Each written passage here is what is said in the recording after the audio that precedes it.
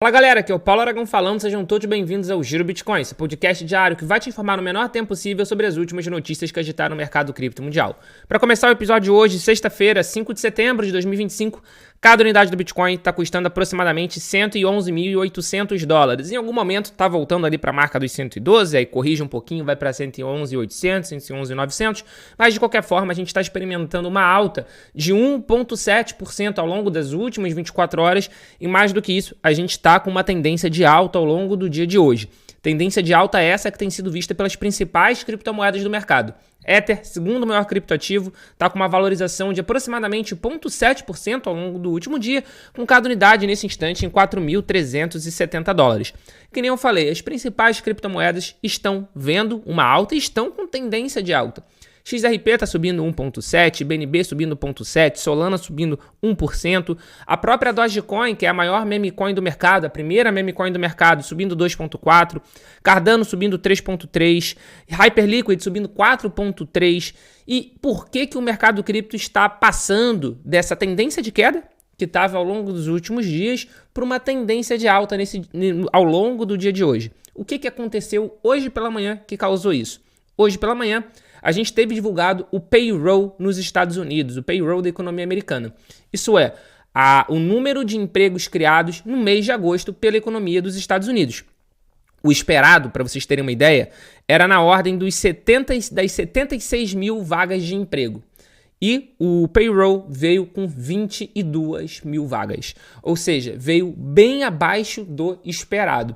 Ao vir bem abaixo do esperado, isso acaba sinalizando um enfraquecimento da economia. E esse enfraquecimento da economia acaba favorecendo um corte da taxa de juros do Fed já nessa reunião que vai acontecer em setembro desse ano, ou seja, nas próximas semanas, nos próximos dias. Então, apesar da economia estar enfraquecida, é quase que paradoxal, né? Apesar da economia estar se enfraquecendo, isso é um sinal positivo para o mercado financeiro de renda variável, porque vai ser mais um fator que vai ajudar um corte da taxa de juros por parte do Fed. E isso não tem sido visto só pelo mercado cripto. O mercado cripto tem se valorizado bastante, mas também temos visto a Nasdaq, por exemplo, operando em alta ao longo dessa manhã. A Nasdaq está operando em alta de 0,6, apesar do S&P 500, por exemplo, está operando em queda de 0,2, a Dow Jones em queda de 0,3.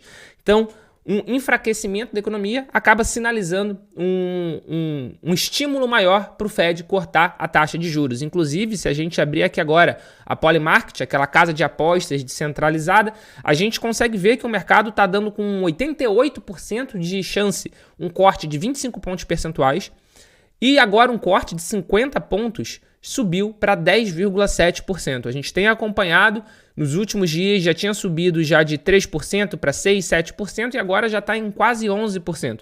Então, dependendo inclusive da revisão do payroll que vai acontecer no dia 9 de setembro, ou seja, na semana que vem, a gente pode ter o Fed mais estimulado a cortar ainda mais a taxa de juros, não em 25, mas em 50. E isso pode fazer, sem sombra de dúvida, com que o mercado financeiro de renda variável sofra um fluxo positivo, tenha um inflow de capital, o que acaba ocasionando uma valorização, tanto de estoque quanto das criptomoedas. E, inclusive, o S&P 500, hoje de manhã, ele está no pace, ele está no caminho para estabelecer um novo recorde depois justamente desse reporte da quantidade de empregos gerados pela economia americana ao longo do último mês de agosto. E o engraçado é ver como o mercado cripto já estava se preparando para isso de alguma forma. A gente já tinha debatido aqui no Giro Bitcoin que eu acreditava que já estava acontecendo até uma certa precificação sobre isso e, inclusive, a gente estava vendo mais liquidez chegando no mercado cripto. E um dos fatores que possibilitam que a gente analise a quantidade de liquidez que vem para o mercado é justamente o market cap, a capitalização de mercado das stablecoins de dólar americano. E só no último mês, a Circle e a Tether, que são os dois maiores emissores de stablecoin, Circle, emissora da USDC, e Tether, emissora da USDT, emitiram cerca de 12 bilhões de dólares. Ou seja, isso é uma liquidez nova chegando no mercado cripto. Então, isso já era uma forma do próprio mercado já se antecipar, já justamente se preparar para uma ordem mais massiva de compra. E fora isso, a gente também consegue ver todas as movimentações que acontecem, tanto nos ETFs de criptomoeda spot dos Estados Unidos, quanto nas empresas de tesouraria de criptomoeda.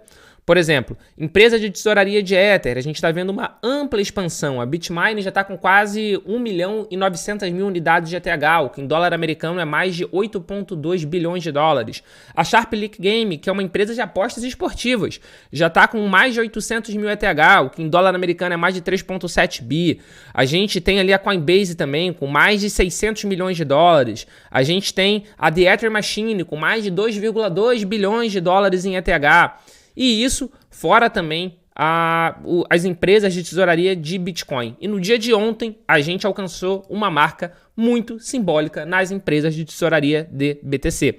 As empresas de tesouraria de Bitcoin listadas em bolsa ao redor do mundo, que somada a todas, se a gente consolidar todas, a gente vai chegar à marca expressiva de 1.698 Bitcoin. Se a gente considerar que só vai existir 21 milhões de unidades de Bitcoin, isso já é quase 5% do supply total. Quase 5% da oferta total de Bitcoin já está em posse de empresas que fazem tesouraria de Bitcoin. Isso é uma marca muito, muito, muito expressiva. Se a gente falasse alguns anos atrás que a gente teria empresas listadas em bolsa comprando Bitcoin nesse ritmo, seria algo completamente impensável. E agora a gente vê a Strategy, por exemplo, com mais de 630 mil Bitcoin. A gente vê a Mara Holdings com mais de 50 mil Bitcoin. A gente vê a MetaPlanet com 20 mil Bitcoin. E a gente vê até aqui no Brasil a Melius com 605 Bitcoin. Para quem é mais atento, consegue perceber que mudou a quantidade de ontem para hoje de Bitcoin que a Melius possui. Isso porque eles anunciaram que eles adquiriram mais 9,01 Bitcoin por um preço de 5,5 milhões de reais.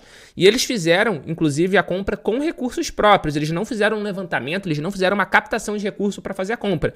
Eles fizeram com recursos próprios, oriundos do negócio operacional da companhia. Ou seja, a Melius, que é aquela empresa de cashback, por exemplo, utiliza parte dessa receita para adquirir novos BTC. E foi justamente isso que o fundador e presidente do conselho de administração da companhia, o Israel Salman, falou.